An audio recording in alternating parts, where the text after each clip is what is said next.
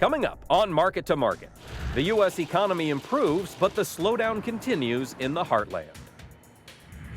Lawmakers eye significant cuts to the program formerly known as food stamps. And Oklahoma growers cultivate airborne plants to deliver the goods year-round. Those stories and market analysis with Elaine Cubb next.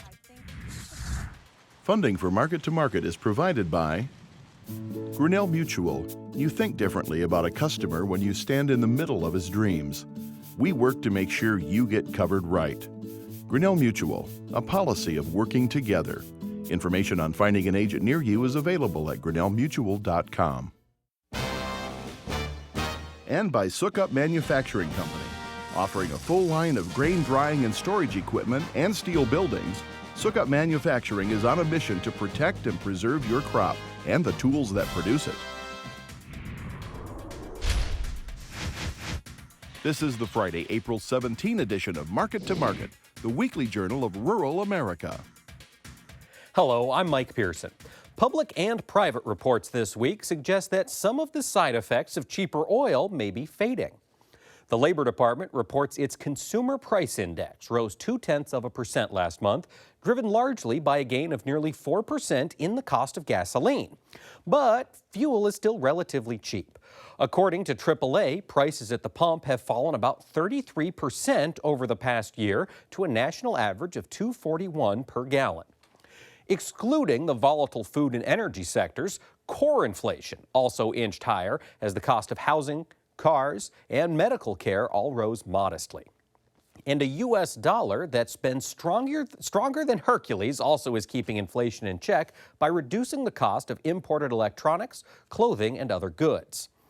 The resurgent greenback declined a bit this week, but it's pressured commodity prices in 2015, and research suggests that the impact of slumping agricultural prices continues to ripple through the broader rural economy. Creighton University's Rural Main Street Index climbed 1.5 points to 46 this month, but remains 4 points below growth neutral. The monthly survey of bank CEOs in a 10-state region dominated by agriculture revealed a resurgent U.S. dollar continued to weigh heavily on Middle America. Ernie Goss, who oversees the survey for Creighton, also reported rural land values are still falling, even as commodity prices appear to be stabilized. Weaker demand for farmland pushed those prices below growth neutral in April for the 17th consecutive month. Farm equipment sales also continue to fall. Goss adds that with the net farm income predicted to be lower again this year, farmers are hesitant to make agricultural implement purchases. Despite challenging economic projections, observers are not sounding the alarm of another meltdown like the one producers endured in the 1980s. And Secretary of Agriculture Tom Vilsack adamantly says rural America is not headed for another farm crisis. And I would anticipate and expect that agriculture will continue to be profitable. Also, we're in a much different situation than we were back in the 80s when we had the last farm crisis. The debt-to-asset ratio is at historic lows. Farmers have taken the good days and basically taken an opportunity to reduce debt to basically pay off many of their debts. So they're in good financial shape. After recessing for a fortnight, Congress reconvened this week to take up several thorny issues. Debate quickly began on everything from the future of Iran's nuclear program to Medicare reforms. And lawmakers at both the federal and state level also are putting the squeeze on another entitlement program, which currently pays benefits to more than 46 million people. According to USDA's Food and Nutrition Service, total costs for SNAP benefits more than doubled between 2007 and 2013. And while the uptick in payouts to participants actually fell to $74 billion in 2014, the Supplemental Nutrition Assistance Program, formerly known as food stamps, is still easy prey for deficit hawks. Congressional budgets adopted by the House and Senate last month would cut $125 billion in SNAP spending from 2021 to 2025. The nonpartisan Center on Budget and Policy Priorities claims that reduces current benefits by more than a third. Federal reform in the 1990s limited able-bodied adults without dependents to 3 months of SNAP benefits within a 36-month period.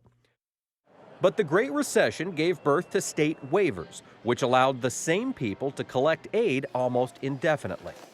For me, it wasn't permanent, so it was a stepping stone for me, and it wasn't something that I wanted to stay on. I wanted to use it to help me in my process towards becoming self-sufficient, and it did just that.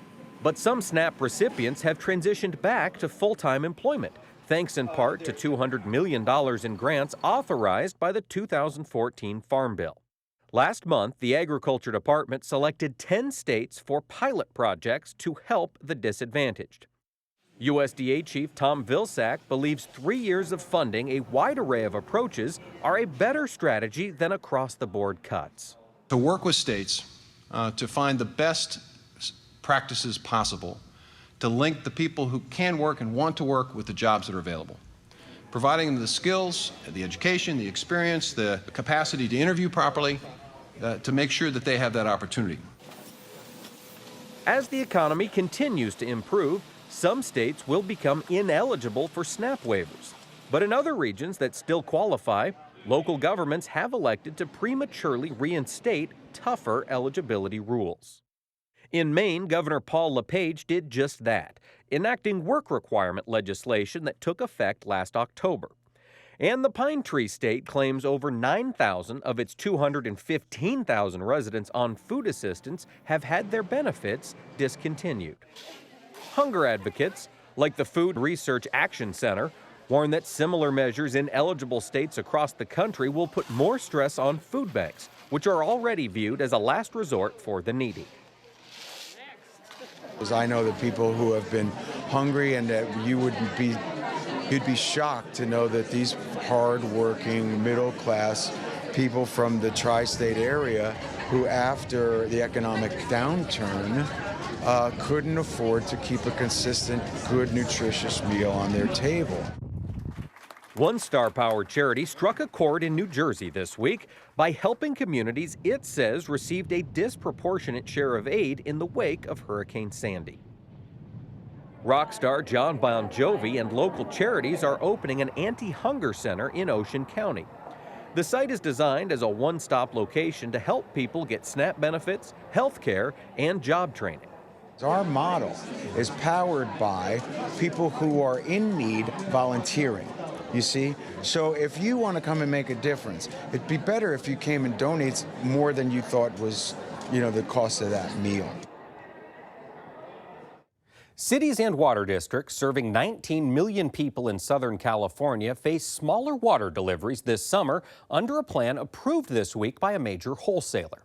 The Metropolitan Water District, which supplies the crucial resource to more than 24 agencies, voted to cut regional water deliveries by 15% in response to persistent drought. But arid conditions in America's top agricultural state are resulting in growing opportunities further east. A case in point can be found in Oklahoma, where, as Paul Yeager explains, entrepreneurs are going to great heights to deliver tons of high-quality produce. As California enters a record 4th consecutive year of drought, some worry the region's vegetable growing capabilities may be wilting, and entrepreneurs are turning to an innovative method of producing fresh, sustainable greens without soil. The Oklahoma landscape is dominated by oil pumping jacks and cattle. But in one area of Tulsa, a new type of greenhouse has sprung up. Part new business opportunity, part environmentally conscious philosophy, Scissortail Farms has embarked on a growing movement in the Sooner State. So we realized that there was so much produce coming from the Southwest, and it was spending time getting trucked or flown out to the markets that it eventually ended up in, and we wanted to, we saw an opportunity there to create something that would be closer to the market and at the end of the day be providing a better, fresher product. At the beginning of the decade, Rob Walenta and John Sultan built a business plan for a local greenhouse, and their research led them to an innovative method of production called aeroponics. being able to provide a fresher, healthier product locally and year-round. You know, when the market's so volatile in the Southwest based off environmental conditions or worker conditions, we have a setup where we can produce consistently throughout the year and offer the same price and the same quality in the middle of winter that we can in the summer. The aeroponic process does not require soil. It's similar to hydroponics in that it relies heavily on nutrient-rich water. Scissortail Farms sprays an enriched mist over the exposed roots. But before any of that can happen, the seeds germinate in a mix of woven volcanic material. Then within this substrate, you can see are individual little cubes. And once these grow to their height, we simply break these cubes off, and when they go outside, they fit in each one of the slots in the larger towers. Once the plants have been moved, timers control the application of nutrient-enriched water designed for that specific plant. Scissortail Farms estimates that the growing process uses 1/10 of the water it would take to grow the same crop on a conventional farm. Each one of these towers has these rings that interlock, and in the center they form a channel. So that channel runs all the way through from the top to the bottom. And at the base, in the reservoir of each one, is a submersible pump. And that pump sends the water through the channel to the top, where it collects and then it drips back down over the roots that are suspended within the tower. Although startup costs were steep, the folks at Scissortail Farms were willing to take the gamble, believing not in only the business itself, but in the support of a growing movement towards locally sourced foods. Local distributors are embracing that trend as well by delivering goods from Scissortail Farms to hospitals, grocery stores, schools, and numerous restaurants. While demand is somewhat elastic, it's not uncommon for the 37,000 square foot facility to produce 800 to 900 cases of leafy greens each week. I mean, that's what John and Robbie try to do, but they try to gauge the supply and demand, and we try to do the best we can. But we're still fairly early on, so. Sure. And it's a big place, so we've got lots of room to try to make educated guesses. Having only been up and running for 9 months, Rob credits the farm's startup success to the friends and family who helped with the initial funding to get the operation off the ground. We've got 1,368 of these towers, so we've got 62,000 plants growing at any given time just in the production area, and then about that many growing in the prop area as well. So having people here who know all the aspects of the business and are passionate about it, it's a huge relief for us to be able to go focus on some other things and know that everything's getting taken care of here. Tallgrass Prairie Table in downtown Tulsa was one of Scissortail Farms' first customers, and the locally sourced restaurant quickly embraced aeroponics. We tasted the product, it was beautiful, and immediately we took it on. Tallgrass Prairie Table is a farm-to-fork restaurant with a menu that is built with 80 to 90% local ingredients. The owners work hand-in-hand with local farmers to ensure that products they purchase meet the quality they demand for their customers.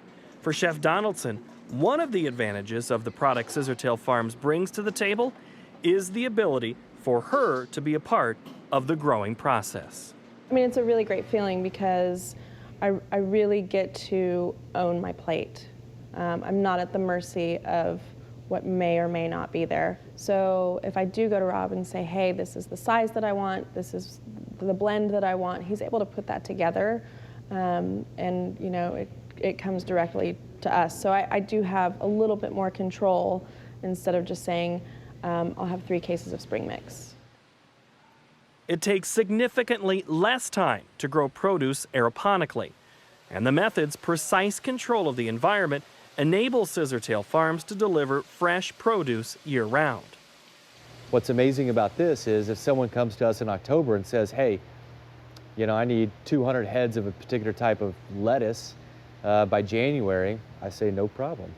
And so that's what makes this remarkable is when it's snowing outside, when there's a blizzard outside, it's 72 degrees in here and we're growing heads of lettuce and it's fresh, it's picked that day. And you can't do that anywhere else. For Scissortail Farms and its customers, Success comes not only from technological advancements, but by working together to accelerate the move to locally grown foods. The relationship that Rob and I have, I give him the opportunity to do what he's doing by giving his business money, and he gives me the opportunity to do what I'm doing by allowing me to take control of what I'm putting on my plate. And so it's a sustainable relationship between the two of us. It helps both of us monetarily, but it also helps us focus on a shared vision. For Market to Market, I'm Paul Yeager. Next, the Market to Market report. Grain prices were mixed this week as wheat fell more than 6% and corn posted a modest gain. For the week, May wheat lost 32 cents, while the nearby corn contract moved 3 cents higher. Soybeans recovered about half of last week's losses as the May contract gained 17 cents. Nearby meal prices followed suit with an upward move of $5.80 per ton. In the softs, cotton retreated a bit this week as the May contract lost $1.77 per hundredweight. Over in the dairy parlor, prices improved modestly as the May Class 3 milk contract gained 26 cents. Livestock prices were mixed as the June cattle contract gained 20 cents, nearby feeders were off $1.20, and the June lean hog contract lost $1.88. In the currency market, the U.S. dollar index declined by more than 2%. Crude oil rose $3.81 per barrel. COMEX gold lost $1.50 per ounce. And the Goldman Sachs Commodity Index gained more than 18 points to settle at 431.60. Here now to lend us her insight on these and other trends is one of our regular market analysts, Elaine Cupp. Elaine, welcome back. Pleasure to be here. Now, it has been a busy week in the wheat market. It has not been a pretty week from the producer's perspective. Talk to us about what's happened this week and what's it look like for this next week. Yeah, from an analyst perspective, wheat is exciting because it's actually a market that's moving somewhere and doing something, and it's almost entirely related to weather. This is a good classic weather market. You get a forecast for rain in the drought-stricken southern plains of the United States. You obviously have a bearish reaction in the futures market, and that makes perfect sense. And it's, not a great situation for the farmers, and I think it's maybe a little premature. We really don't know what condition that wheat will be in. Monday will be a good day to get the weekly crop progress reports and get some numbers from that. Now, being a South Dakota native, there has been prolonged dryness there if you get north of Pierre and up into North Dakota and Wisconsin, but that's kind of now the second thought to the market on this wheat side.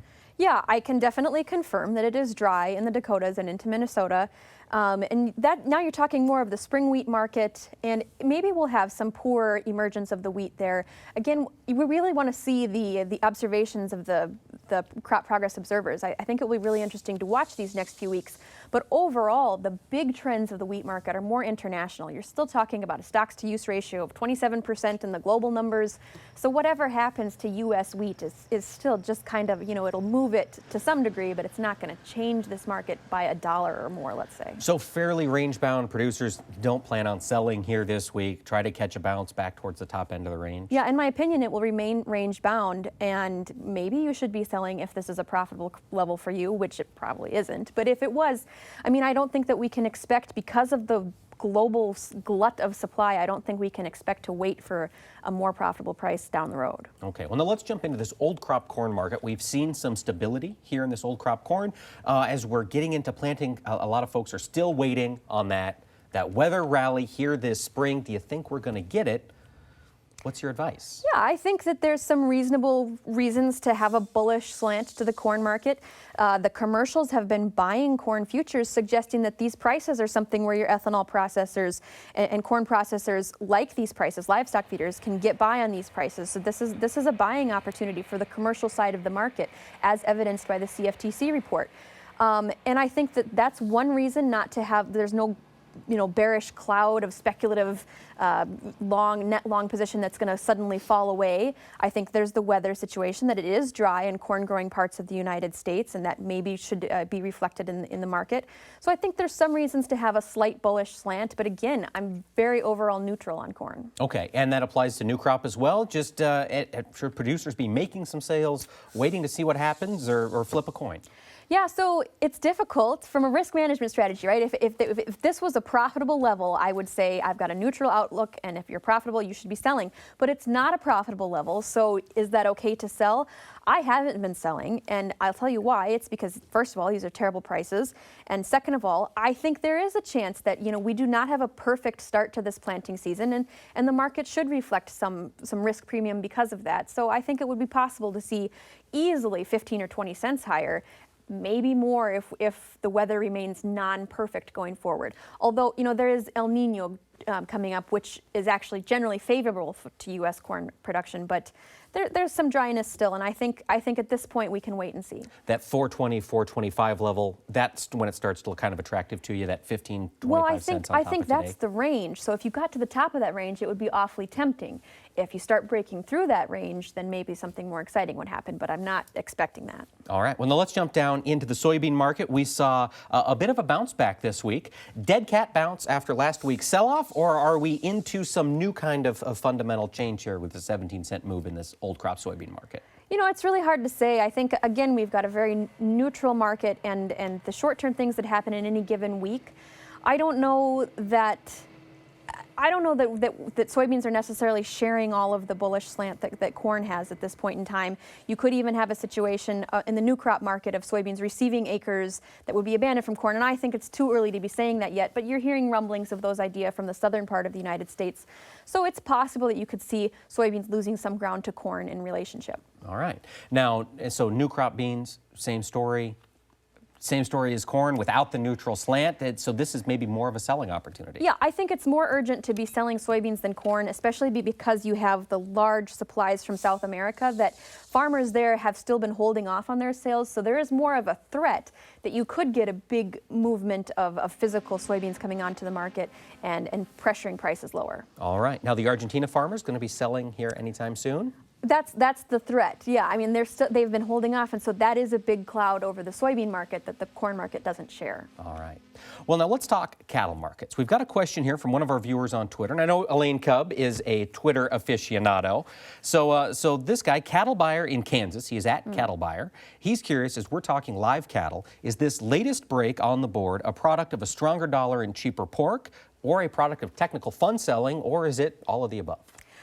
I am inclined to blame it on the technical fund selling, just because if you look at the pattern of the open interest in the live cattle futures market and the movement of those prices, that's the only thing that seems to explain those prices. They don't necessarily move from week to week with the actual cash prices. And I think that you would be looking at sort of a bullish idea for pork prices in this season. Seasonally, we're going into a time frame where pork should be bullish, so I wouldn't blame the cattle on that either.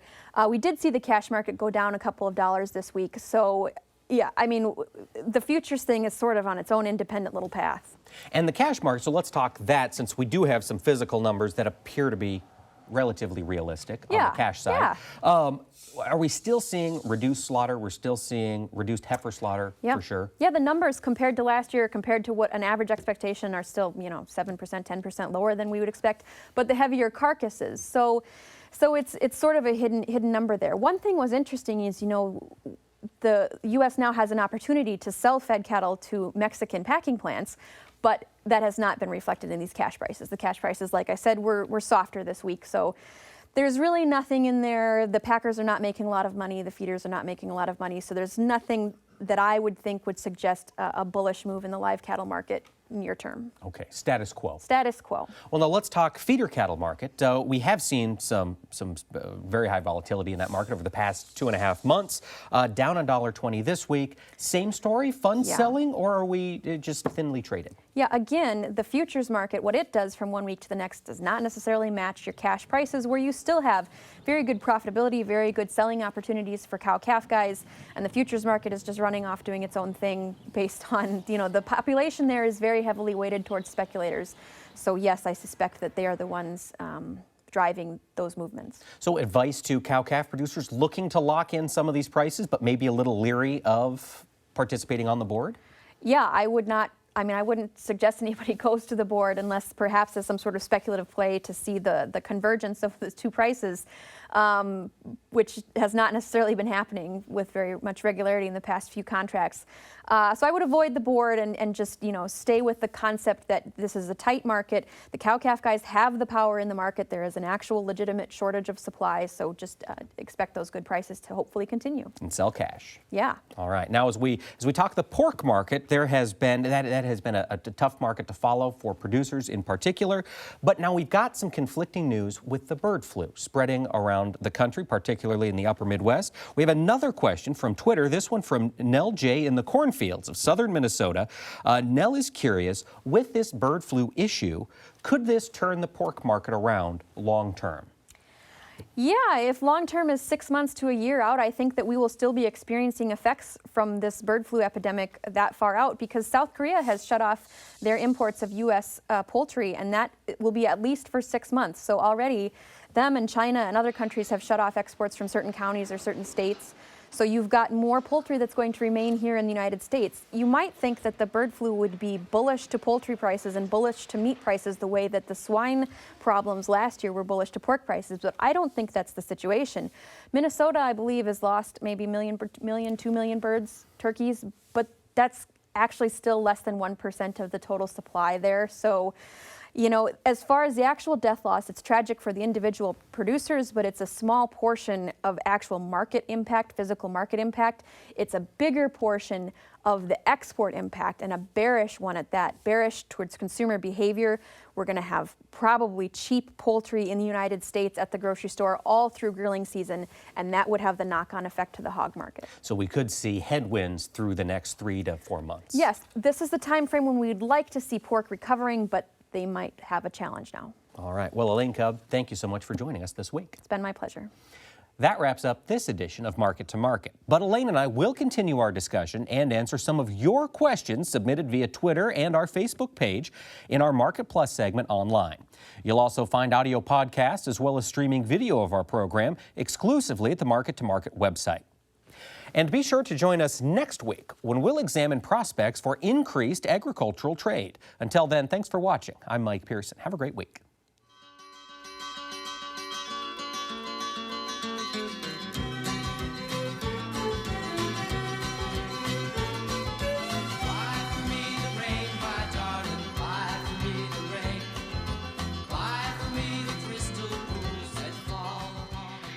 Market to Market is a production of Iowa Public Television, which is solely responsible for its content. Funding for Market to Market is provided by Grinnell Mutual. You think differently about a customer when you stand in the middle of his dreams. We work to make sure you get covered right. Grinnell Mutual, a policy of working together. Information on finding an agent near you is available at grinnellmutual.com. And by Sukup Manufacturing Company. Offering a full line of grain drying and storage equipment and steel buildings, Sukup Manufacturing is on a mission to protect and preserve your crop and the tools that produce it.